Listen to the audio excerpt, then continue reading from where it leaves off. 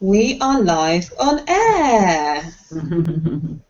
So, hello everybody. Thank you for joining us this evening. For those of you who don't know me, my name is Susie Ashworth. I'm the pregnancy coach and co-founder of the Homebirth School, which is the world's first online hypnobirthing school, which is amazing. And I am very, very lucky to be joined by two amazing women here this evening. We've got Clemmie Hooper, who is a caseload midwife from London. She has attended around 800 births. Over 10% of them have been home births, which is just amazing, considering that in the UK probably only 2% of women, or just under 3% of women, opt for home births. And across the pond in good old Pennsylvania, we have the amazing Valerie Boreks, who is a home birthing mum, which is very rare in the States in itself, and a birth rights lawyer. And she is here today to hopefully help us separate some of the facts from the fiction that we have kind of for women who are considering home birth choices in America right now. Getting a bit of feedback there. Happy to have you here. So I think we'll just kind of kick right off, and I'm going to start off with you, Clemmie, if that's okay. Yeah, sure. You've been a midwife for around 8 years, and I'm just really interested to find out why how you came to be a midwife, how you made that decision. So I left school, and I knew that I wanted to be a midwife from quite a young age. So I left school with the right degrees I needed, the right A-levels that I needed, to do midwifery, and I just went straight from school to university. I didn't take the gap year that a lot of people over in the UK take. Yeah. I knew that I just thought I've got to get stuck in. I need to start doing this amazing course. I knew it'd be really full on, so I thought let's just start. It's a 3-year degree over here in the UK, and I moved to Bristol at the age of 18. I think I was almost 19, and and just started pretty much from the deep end. You know, my first week of placement, I saw a baby being born, and I was like, oh, this is it then. And so, yeah, you are a caseload midwife. Do you want to explain what that means to the layman? So, caseloading midwifery, it's I'm an NHS midwife, so it's not a private concept, and there's some people that still think it is. So there's 6 midwives, and we work together looking after 18 women a month, and we each have 3 women each, so each woman has their own named midwife. And it means that the women get continuity of care through the whole pregnancy, birth, and postnatal period. So each woman is seen by her own midwife throughout the pregnancy, but they do in fact get a chance to meet the other midwives throughout, and various different things we do to help them sort of get to know the other midwives. And then there's always 2 midwives on call every single night, you know, every day of the year, 365 days a year. Christmas Day, Boxing Day, we're on call. We have rotas, obviously, so we take it in turns, so that we attend our women's birth, and then they get postnatal care from us up to 28 days postnatally if they need it. So it's it's a fantastic way of working, because we get to know our women really well. So by the time they go into labour, you know, we really know what these women want, and hopefully they get the birth that they want as well. How does that differ from a community midwife, so somebody who isn't experiencing caseloading midwifery care? I mean, I think it's quite complicated in the UK because there's lots of different modules of midwifery care. So there's traditional midwifery care, where you would go to a GP practice and maybe meet one midwife who is based at that surgery, say every week doing a clinic. But then when you go into hospital, you'd be looked after by hospital midwives, and then postnatally you'd be looked after by a group of community midwives, and that can be up to 20 different midwives. So you often don't see the same midwife. I mean, because birth rate is going up, and especially where I work in London, it's really, really busy. We've got community midwifery kind of centre, which is based at the hospital. So for most of them, they go to the midwife's house, community midwife's house, and it's kind of like a clinic where they may meet a different midwife each time. And then again, when they go into labour, they would just be, if they're having a hospital birth, they would just be looked after by hospital midwives. It is a bit different if you want a home birth. So there's 4 case loading teams where I work, and we try and look after women that want a home birth as well. So they get that continuity of care. And why is continuity of care important, or why does it make a difference? It doesn't make a difference. It makes a huge difference. I mean, it's the obvious, isn't it, really? If you know your midwife, you feel safer, perhaps. You know, you haven't got a stranger coming to your house every time. And when you go into labour, you don't have to explain your story again to the midwife. I mean, you know, you don't even have to read your women's notes. When my women go into labour, if I'm on call that night, it's brilliant. I don't even read their notes because I know exactly what they want, what we discussed, how we work together antenatally to kind of, you know, get past boundaries or barriers if they've got complications, if they're recommended, for example, they need to have a hospital birth, if they've cesarean, if they're like a previous cesarean section. So, you know, talking about their fears, you know, we have a lot of women that are very fearful if they've had a traumatic previous birth. I mean, it's just fantastic. It's a no-brainer, really. Yeah, if you have that option. Yeah, it's brilliant. You know, but I feel very lucky to be able to offer that service, and I know the women always say they feel lucky, so that's nice. Yeah. Valerie, do you want to talk to us a little bit about your experience as a home birth mum? How did you, I mean, it feels from our side of things and the women that we work with that it's really rare. You're a rare breed to opt for a home birth in America. Is that the case? I think it is kind of the case, sadly. It was an amazing experience, and I'm so happy that I was able to give that to my son, and it was so empowering. It was, you know, talking about the continuity of care, and that was a big reason that I went with that model of care, is because it's a whole different experience when you have a relationship with one person or 2 people. I had a midwife, and then there was a doula who's training to be a certified midwife, so I actually got 2 for the price of 1. It was really, really awesome. So I just had a relationship with these women throughout the course of my pregnancy, and I was able to bring my partner in, and he was able to sit in on the prenatal care meetings and ask any questions that he had, and that was so important to us. So it was a great experience, and I would recommend it for anyone that is comfortable with that type of experience. You know, I don't try to advocate for a birth that a person wouldn't feel comfortable with, or one that they surely wouldn't be safe with. So there are medical considerations, but then there are also a personal disposition, I think, that needs to come into play. So it's a great experience if that's where your head is. Yeah. How did you come to that decision?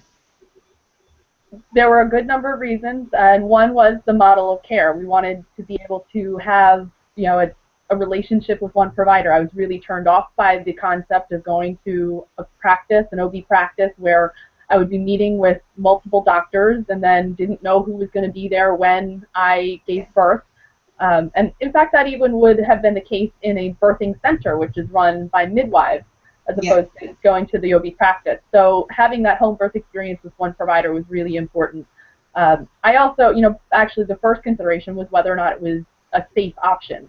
And after doing my research, and the fact that I know, you know, with my medical history and the way that my pregnancy was going, it was a safe option. And if it's safe enough in that realm of the medical certainty, then I think, you know, for me, I knew my stress levels would be much lower and things of that. So, and I also knew that going to a hospital would increase the chances of interventions, which is something I wanted to avoid.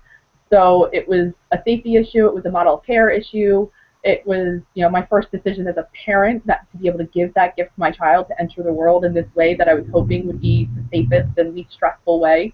Because, you know, it's got to be a really interesting process for that little person who's in this womb where all of his needs are being taken care of instantaneously to, you know, suddenly be out in the world. And I wanted to make that as little stress as possible on him. Yeah. And also my autonomy was a big consideration, because I got up and I walked around, and if I needed to eat, I ate, and, you know, I yelled sometimes, and I didn't have to worry about anyone in the hospital getting scared, or, you know, I did things like that. I did what I needed to do, and it was comfortable. So Yeah. those were the considerations. I get that.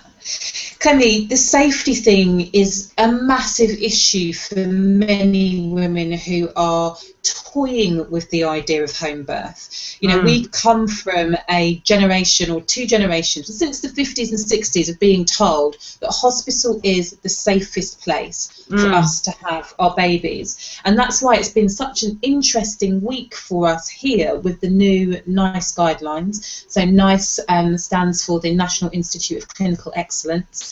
And they kind of set the standards for the type of care that we receive across the board. And they have just re-released or republicised kind of quite old news, really, about the fact that low-tech midwifery centres and home births are just as safe, if not safer, for very low-risk women, particularly who are experiencing their second pregnancies. And I just wonder, in terms of the safety issues, what are the things that women are concerned about when they are kind of working through their choices with you, and what's the myths and what are the facts kind of around the whole safety issue? I think what's really important to remember is that as midwives in the UK, we have to risk assess everyone. It sounds a bit dramatic, but from the booking an appointment, we have a very kind of long list of things we have to risk assess, and that can be anything from maternal age to the BMI of the woman to whether or not they've got a previous medical condition such as diabetes, epilepsy, or they've had a previous significant traumatic birth, cesarean section. So we're risk assessing all the time, and obviously risk changes throughout pregnancy. You can be low risk at the start of pregnancy, and something can happen in pregnancy that makes you high risk. So the kind of nice recommendation is that saying for low risk women, so women that are completely low risk, home birth is safe. So that, you know, that is fantastic. So it would be something that your midwife should be and would be discussing with you, you know, this is a safe option for you. So it's all very individualised, and that's what women should be expecting, individualised care plans. Yes. We have women that are considered high risk that choose, despite the kind of recommendations from the hospital, from the obstetrician, actually home birth still feels a safer option. So they're the women that are going sort of against guidelines, they're declining certain intervention because they still want to achieve a home birth. And again, we'll support those women.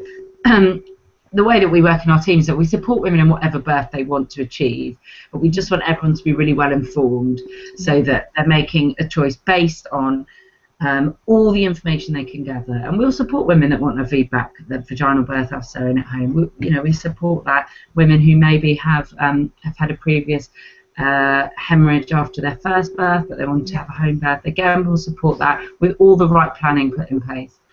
But I know, and I've heard it on the radio, and it's been in the media all week, there's always women that said, well, if I'd been at home and had my baby at home, my baby could have died because this is what happened when I was in hospital. I've heard women say that I could have died, you know, them themselves. One woman phoned in and said, until midwives can perform a cesarean section in my living room, I refuse to believe it's a safe option. The difficulty is in these stories is that if you unravel and unpick these women's births, if you look at their birth, their notes, and look at why these things happen, we know that intervention leads to intervention, at least intervention. So one woman may say, well, I had an epidural, I had a syntocin infusion, the baby was stuck, it was in the wrong position, I had a forceps birth. Thank goodness I had a doctor there. Yeah.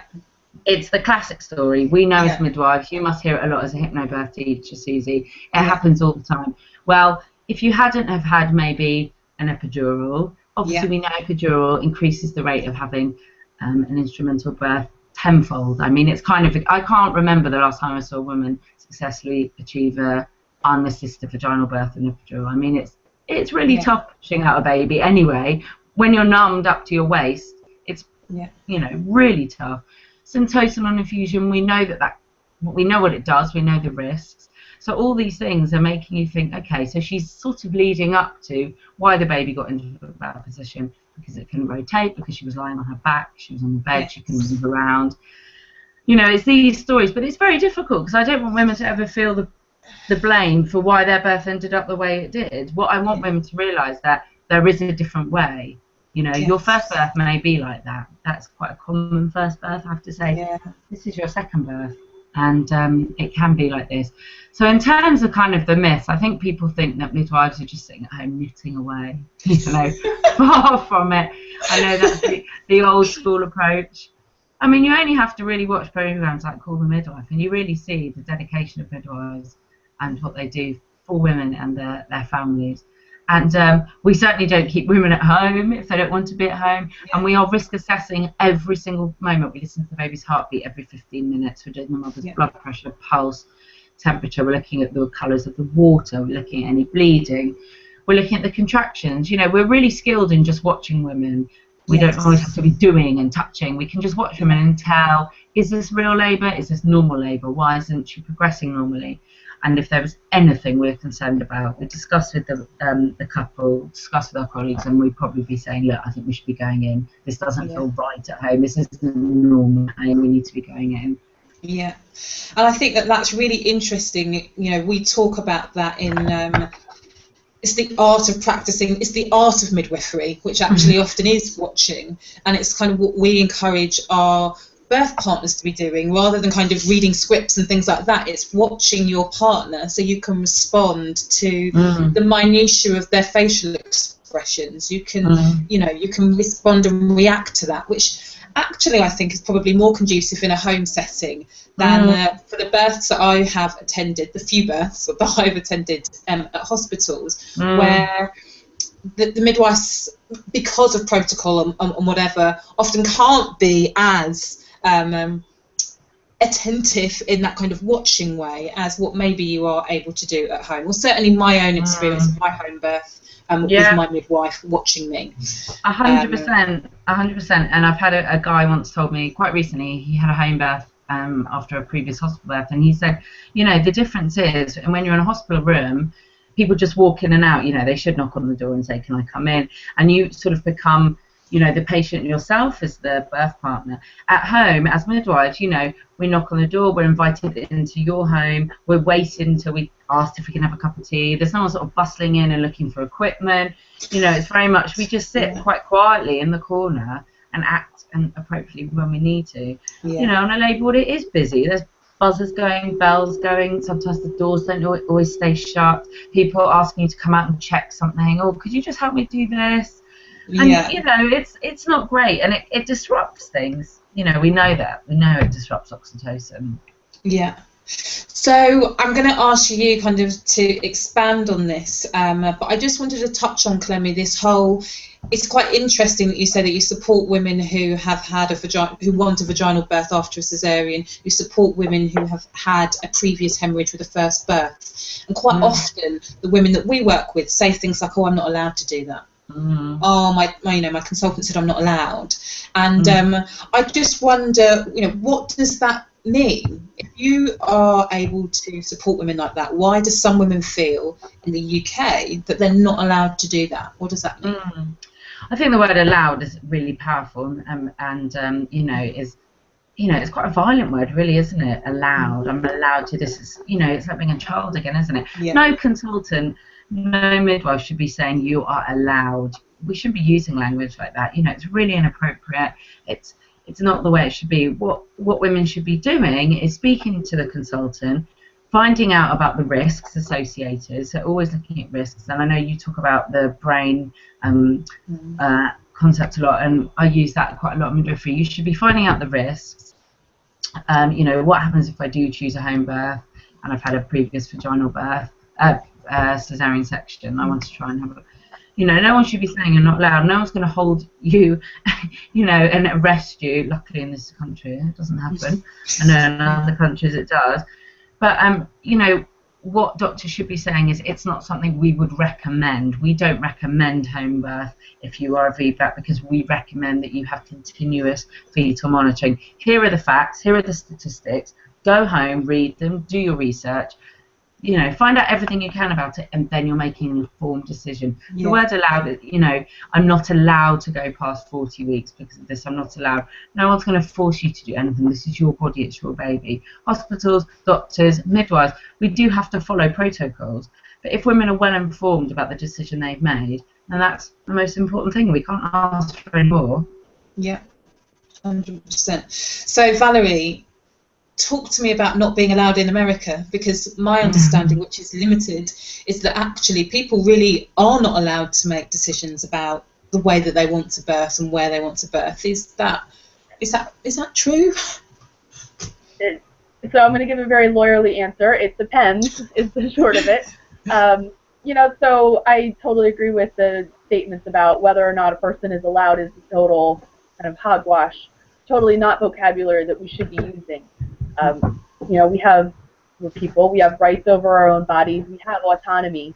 In the U.S., we get this false maternal-fetal conflict set up where if a woman is making a choice about her pregnancy care, all of a sudden, if it's a choice that traditional medical care, traditional doctor does not agree with, then all of a sudden she's endangering her baby. There's always this conflict. Like a woman, it's completely out of our dialogue that a woman would make a choice that's right for herself and her care that's also right for the baby. It's always put at odds. So we've got a lot of different things going on where there's, taking it back to the home birth, there's a lot going on in the media with respect to sensationalizing this concept of if you're having a baby at home that you might have child protection knocking on your door.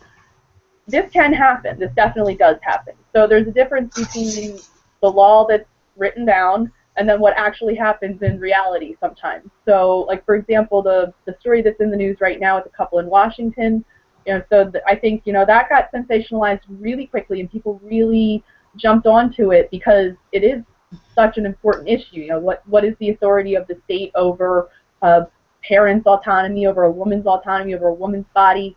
And, so there's a lot of emotion there. I think that story in particular, there were a lot of details that were left out. So there's no law against giving birth at home. And so it does vary. So can you just, for the people that are watching, can you just explain, for those who haven't seen that story in the news, what is going on or what's being reported at the moment? So at the moment, it appears that there was a couple who gave birth to twins at home in Washington.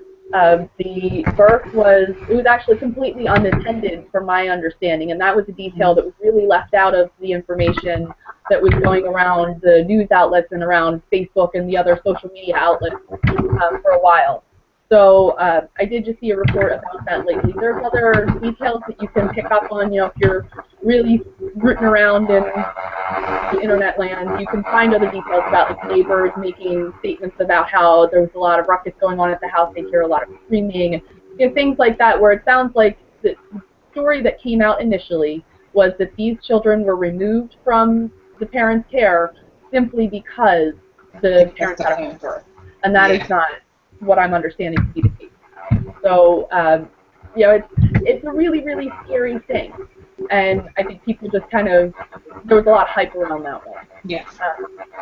But that being said, it's not illegal to have birth at home. There are situations, though, where it would be illegal to have someone attend your birth at home. That person that would be practicing there might be putting themselves at risk. Because for the midwife, yeah. So we've got, the dual things going on here is, what's your rights as a patient, but then you need a care provider. A lot of times, most people don't want to have a baby completely on their own. Some people do, that's a totally different choice. When it comes to midwives attending home birth, there are a little over half the states in the U.S. have licensure and regulations in place for that, to allow that to happen, to regulate it, to keep it safe, and have a greater amount of access for people in the state. The other states don't necessarily, and so it ranges from either a complete, a prohibition if you're not specifically a nurse midwife as opposed to someone who's a direct entry or a lay midwife. And some states just kind of let it happen and turn the other cheek. So that's a dangerous situation as well, because then as a midwife you're practicing and you never know when somebody's going to knock on your door, if it's a state investigator or the police, to say that you've had some sort of issue. It's just so far removed, really, from what we experience as women who are birthing, and obviously as midwives in this country. So we're quite fortunate, really, aren't we, Clemmie? Yeah, really fortunate. It makes me, really grateful for being able to practice the way I can. And I've had, babies and being, you know, never met an OBGYN. Yeah. So talk to me about the differences, the main differences between women who birth in hospitals and women who birth at home, from your experience of their experience, if that makes sense. I think the first home birth I ever saw, it was her first baby, and I was called out as the second midwife, and I just didn't think she was even really in labour. It was you know, it was really dark in her flat. She was in the pool. I was sort of watching my colleague, thinking she's not really doing that much. You know, these contractions don't seem that they're doing that much. And within about 5 minutes, she started pushing this baby out. I could not believe it. I was just thinking, this is mad. I've never seen a birth like that ever. You know, it was so quiet. I don't know if she was hypnobirthing. I can't remember, but I just remember thinking she was so calm. And I was just sitting there drinking a cup of tea, watching, and suddenly my colleague, who Clemmie, come over. I know, and I've been a midwife at that point, about 6 years, and my colleague was quite newly qualified, and she just said, "Can you get your gloves on?" And I thought, oh my God, I was so embarrassed. I was so just like, didn't think she was doing anything. She was so relaxed, and I just couldn't believe it. And the after bit, the bit when we like snuggled them all into bed, I just thought, wow, this is so special. And we left the house, and it was winter. It was this time of year, and we left the house at about kind of 7 or 8 in the morning, and it was freezing. Everyone was getting up, going to work, and we just got in the car, and I was on such a high, and I just thought, oh my God, we've just had a baby in there. No one knows. Everyone's going to work, taking the bins out, and there we were, just like leaving the house. Yeah. And you know, that is something that I've really noticed. That's the special feel of it all. You know, birth is special, whatever the setting. But there is just something even more special about a home birth. You know, I noticed that women are much less fearful. I can't remember a woman asking for an epidural at home, maybe in transition, but not, you know, really wanting an epidural. Just the way the partner is there, so relaxed, so calm. You don't really have to tell them to do anything. I know that sounds really stupid, but often in a hospital birth, it's so alien, that delivery room to a man. You kind of might say, oh, why don't you try and massage her there? Why don't you try and do this? In a home birth, they're just getting on with it. They're often filling the pool, which they really like doing. Yeah. And then they're just brilliant. You know, they just kind of, you know, it's their home. It doesn't feel alien to them, so they're just behaving how they would in their home. I asked a woman recently who changed her mind from wanting a hospital birth to a home birth. She had her baby a week ago, and I said, what was the main difference? And she went and looked at the birthing rooms at the hospital that we work with, and she said, well, it just wasn't home. You know, she couldn't really make it sort of any clearer than that. You know, it just wasn't her home. She wanted to be in her home. So I think it's just the relaxed state everyone seems to be in. You know, I haven't had a woman panic and say, I really want to be in a hospital right now. Yeah. I just don't see it. It's really interesting, isn't it? Because we recognise from a hypnobirthing perspective that on a conscious level, often we say that we want to go to birth in a hospital because that's where the safety equipment is, that's where the doctors are, so that if something goes wrong, we kind of consciously or rationally, logically feel that that's going to be the safest place. But the reality is that whilst we think we're thinking with our rational, logical mind, actually 96% of everything that we do is driven by our subconscious mind. And subconsciously, everything we associate with hospitals is illness, sickness, fear, and things going wrong. And it's really interesting for the women who don't do the type of antenatal preparation that we offer. It's an alien concept to them that actually going into hospital to have their babies on a subconscious level may promote the fear that makes it less optimal for them to birth their babies in the way that they want to do it. Absolutely. It's interesting. And nice to hear your experience as somebody who has, you know, seen almost 150 home births. Yeah. I mean, it's a lot.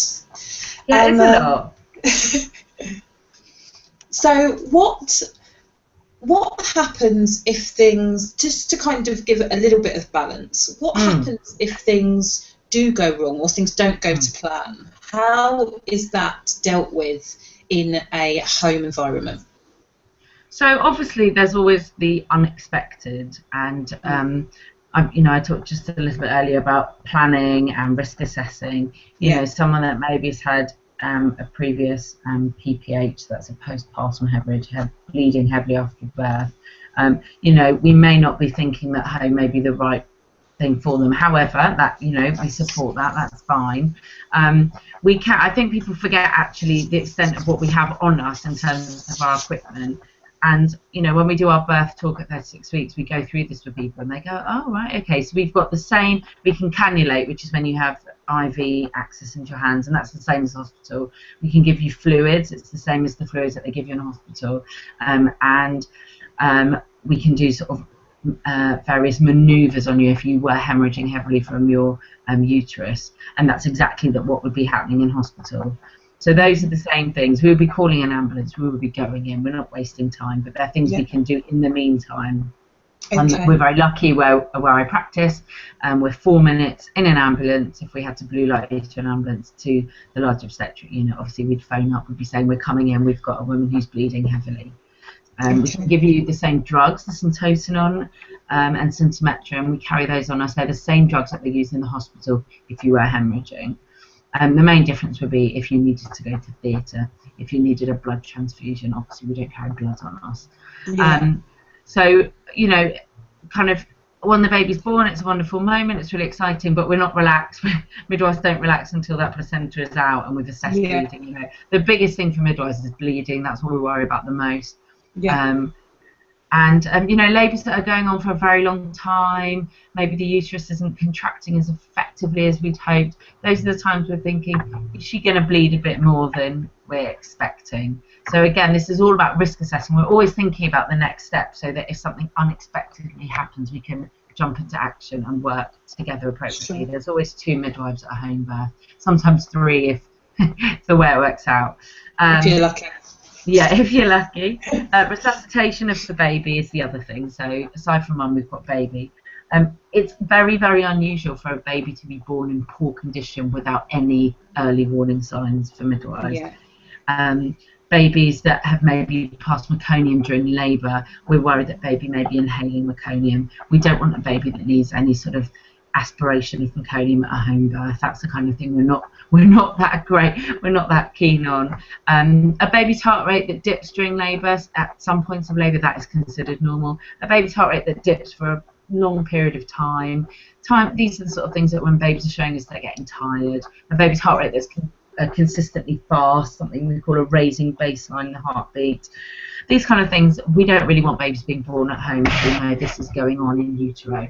So hopefully before the baby's born, we may be transferring in because we may be thinking this baby maybe needs to have a paediatrician there at delivery. However, there is always that one, and I think that's what a lot of women were talking about this week on the radio.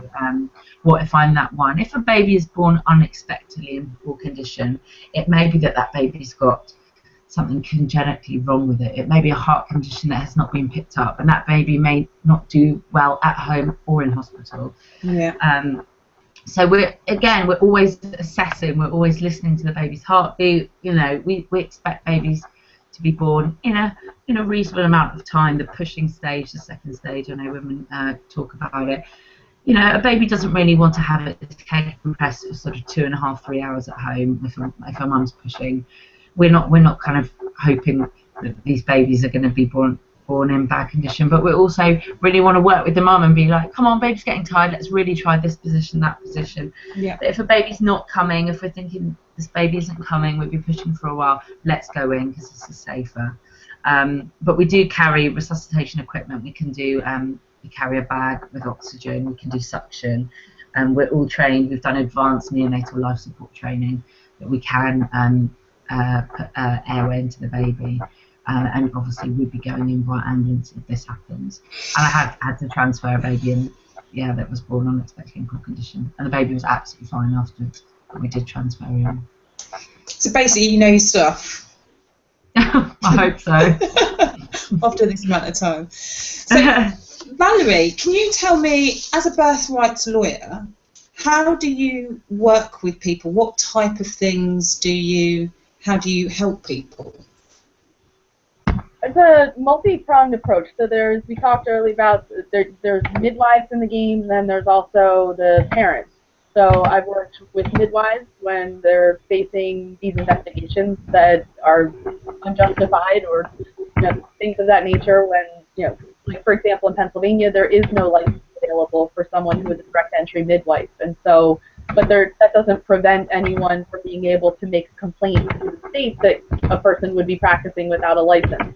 And the state is mandated to investigate that, so then the midwife is mandated to go through this unnecessary process. So I have supported women in that. I've also tried to support midwives who sought regulations from the state, but advocacy experts as well. I am a founding member of the Birth Rights Bar Association, so we're trying to raise awareness amongst attorneys, and then also we're going to that just launched actually this past August. So we're in the works trying to get together some resources that we'd be able to post on our website for people that are facing any kind of issues, either midwives or people that are pregnant women. So on the pregnant women side, I also am an advocate when it comes to people facing their choices, their consent not being respected during the pregnancy or during labor. Massively important. Okay. Ladies, I'm going to wrap it up very shortly, but I just thought it would be nice if you to get your opinions on what do you think the top 3 things any woman who is considering home birth should be looking at to work out if it's right for her or not. Let's start with you, Clemmie. Get kind of the feeling from your midwife. I'd certainly be wanting to know how many births that midwife's attended. Is this something that's quite normal for them? Yeah. Because you want your midwife to be able to go, amazing, you're planning a home birth, not scary. I've only done one of those once and it all went wrong. You want to feel confident. That sounds. There are midwives that haven't attended home births, and you kind of want the most skilled person there. Get some really positive home birth stories from friends, from my blog, SNR, there's lots on there, from there's Home Birth and Hopefuls, it's a really great Facebook page. It doesn't have to be UK based, it can be international. Sometimes I always say don't tell too many people. I know that sounds quite strange, but I've got women that said, I've told my mum, I've told my mother-in-law or my sister, and they're really worried for me. They're trying to convince me otherwise. Be really careful about who you're telling, because no one knows how their labour is going to go. And I think it's really important that you're surrounding yourself and your partner by positive people. So if you've got your mum phoning your partner and your neighbour going, why is she still at home? She needs to be in hospital. I've just heard about someone there. It all went wrong. It happens. It does happen. You don't want that kind of stress, blocking those important receptors in your brain. You don't want to be fearful and anxious because somebody else is for you. That's not your job in labour. You've got a million and other one jobs, but that's not your job. And I'm not obviously just saying this easy because we're here on talk about under the Calm Birth School, but I do think that hypnobirthing is changing childbirth in ways that I've never seen before. It blows my mind what hypnobirthing does, and I think you don't have to be having this kind of silent, not making any noise birth. It's not about that. It's about coming to terms with your beliefs, and there's no Paul McKenna hypnosis thing going on. I can vouch for that. I've seen women hypnobirthing. The way it brings people together. When I think about how much time and effort people put into maybe buying a pram or buying a car seat, and they're there in the helpers changing the car seat, and they want to get the right car seat, which of course is really important. You want safety for your baby. Let's think about how your baby's going to be born into this world. That 100%. Is really important. If it is safer for you to have your baby at home, let's start rethinking the way we're thinking about birth. I think the media have a terrible power trip on the way that they show birth, the films. That's where this all stems from, and what you're saying about your subconscious and your conscience.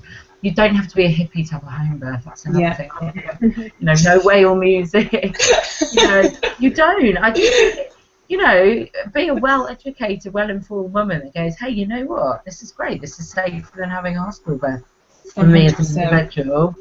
Let's go for it. And the thing is with home birth is that if you plan a home birth and you do have to go in for whatever reason, you've not failed. There's something you can't control. If you do need an epidural and you're going in, that's just the way it's going to be. But I just think start off at home, you know. Yeah. I hear you. I love your message. Thank you. Valerie, what would you be advising our American ladies that are watching this? What do they need to be thinking about?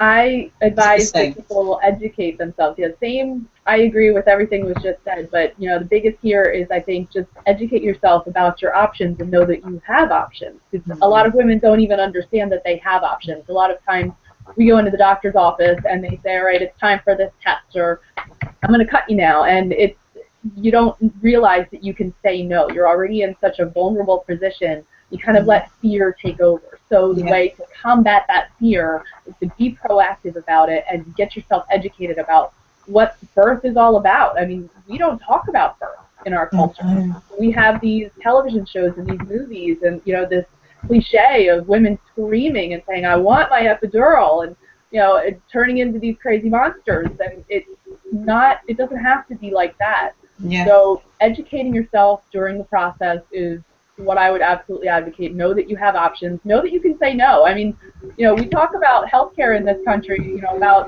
all about, you know, the glory of the free market. So take that to your advantage and realize if you don't like your provider, leave them, because you're their client, basically. You're paying them for a service, and you know, it's a very important and a very valuable service. So if you don't like what you're getting, go somewhere else. Walk those dollars out the door. Yeah. So, education is definitely the way I would say to empower yourself in your birth.